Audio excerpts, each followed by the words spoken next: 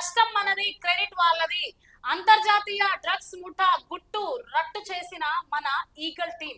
ఢిల్లీలో 3 నెలలుగా కంటిపై కునుకు లేకుండా పనిచేసిన ఈగల్ టీం అంతా తామే చేసినట్లు చెప్పుకున్న ఢిల్లీ క్రైమ్ బ్రాంచ్ పోలీసులు. సో ఈ కథ చూస్తే ఎట్లుందంటే, మొన్నటికి మొన్న జరుగుతుంది కదా, ఇప్పటికి కూడా అది ఇష్యూగానే ఉంది.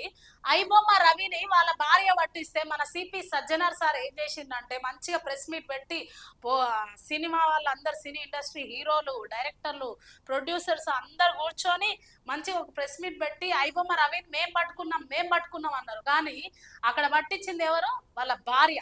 ఫ్యామిలీ గొడవలతో వాళ్ళు కొట్లాడుకుంటూ ఐబొమ్మ రవిని పట్టించింది వాళ్ళ భార్య. కానీ మన సిపి సజ్జనార్ సార్ మేం పట్టుకున్నామని ప్రెస్ మీట్ పెట్టి, ఇక్కడ కూడా ఏం జరుగుతుందంట, eagle team, Telangana eagle team drugs mafia, drugs ముఠాను దేశం అంతటా వాళ్ళ టీంని 105 మందిని వ్యాపింపజేసి వాళ్ళు కంటికి కునుకు లేకుండా, ఆహారం లేకుండా ఫ్యామిలీలను వదిలేసి ఎంతో కష్టపడి డ్రగ్స్ ముఠాను పట్టుకుంటే, ఢిల్లీ క్రైమ్ బ్రాంచ్ వాళ్ళు ఏం చేసిరంట చూడండి. ఢిల్లీ క్రైమ్ బ్రాంచ్ వాళ్ళు మేమే పట్టుకున్నాం అన్నారంట. చూడండి, సొమ్మొక్కరిది సోకు మరొకరిది అన్నట్లు ఉంది ఢిల్లీ క్రైమ్ బ్రాంచ్ పోలీసుల పనితీరు.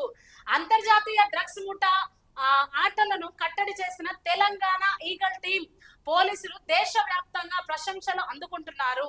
అయితే రాష్ట్రంలో డ్రగ్స్ వాడే వాళ్లకు దేశం నలుమూలల నుంచి తెలంగాణకు డ్రగ్స్ ను సరఫరా చేసే వారికి దేశ రాజధాని వేదికగా భయం పుట్టించారు.